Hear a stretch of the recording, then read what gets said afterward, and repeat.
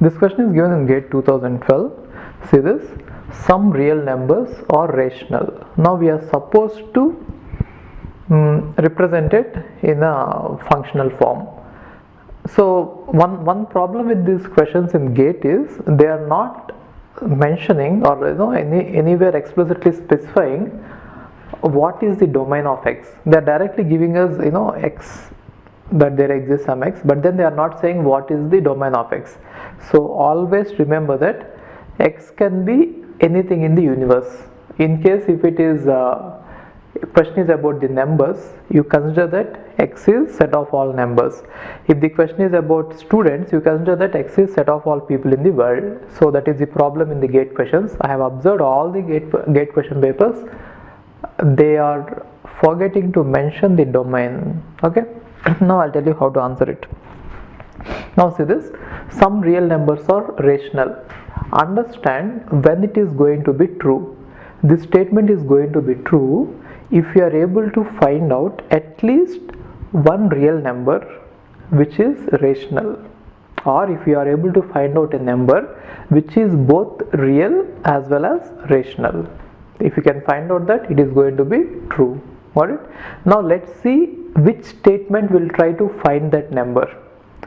Now whenever sum is given, you should definitely identify that there has to be there exists in most of the cases, right? Now see this, therefore there exists has to be there. For all may not be the answer.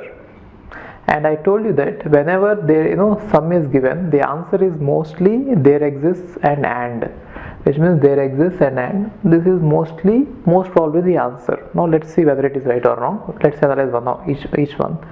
Now there exists some number x in such a way that it is real or rational. It is obviously false, because in the set of all numbers,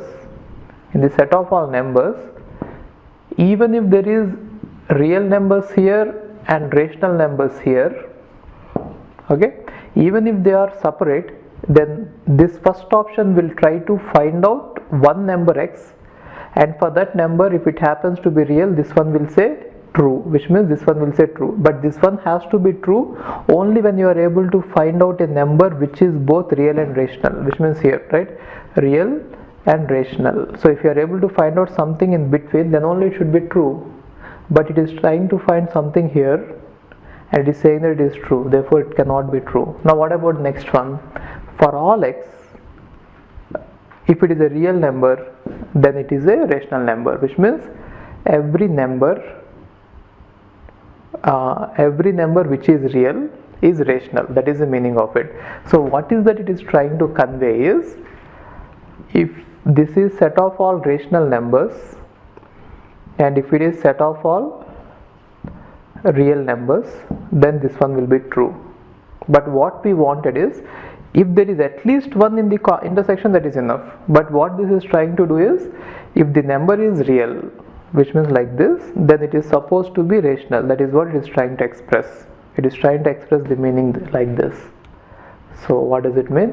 If it is set of all numbers, now if a number is not real, which means if a number is present here or present here, then this one is going to be false.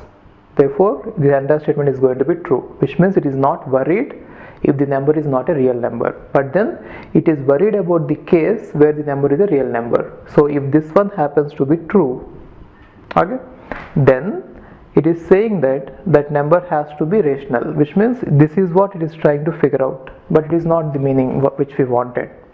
See, I'm just trying to analyze it because we are practicing, but in exam you need not do all this.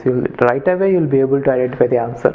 Now what about this one? There exists a number x such that it is real and rational. So what does it say? If you are able to find out a number in set of all numbers, and if you are able to find out that number in such a way that if that number is present here, if it is real and rational, then it is enough. So that is the meaning which we wanted. We want this number, at least one number which is both real and rational, and this is also trying to find out such number. Therefore C is right. What about D? It is trying to see there exists at least one number in such a way that if it is rational, then it is real. So the problem with this one is, even if there is no relation between rational numbers and real numbers, even if there is no relation, if it is able to find out a number which is not rational, which means any number either here or here, if it is able to find out that number, for that particular number this value will be false, right? And we know that false implies anything is true, which means it is not even checking anything, it is directly saying that it is true. When it is saying, if there is a number which is not rational, it is not even checking for anything else. If you understood it, it is fine. Otherwise, you remember what I told you, there exists an and, right? Okay. Hi, if you are planning to do masters, then doing masters abroad is better than doing masters in India. I'll give you all the reasons. So, first reason is, out of 1 lakh students who take GATE every year, there are only 500 seats in old IITs. So all the IITs put together have an acceptance rate of 0.5%, and IITs, universities better than IITs, they have very good acceptance rate like 30%, 40%, but all the IITs put together have an acceptance rate of 0.5%.